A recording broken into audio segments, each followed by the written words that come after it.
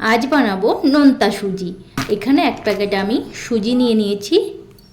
আর কড়াইতে সাদা তেল দিয়ে তেলটা গরম হলে বাদাম আর কারি পাতা কিছুটা ভেজে মচমচ করে তুলে নেব।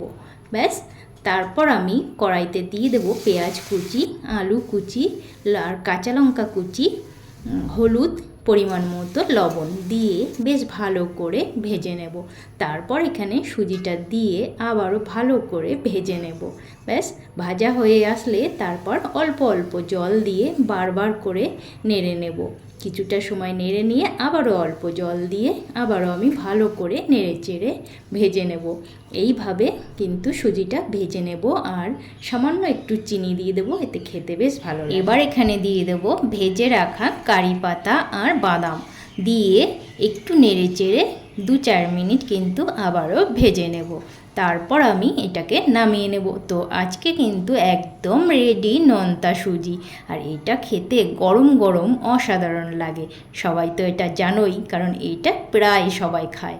তো টাটা। আজকে রেসিপিটা ভালো লাগলে একটা লাইক কমেন্ট করো।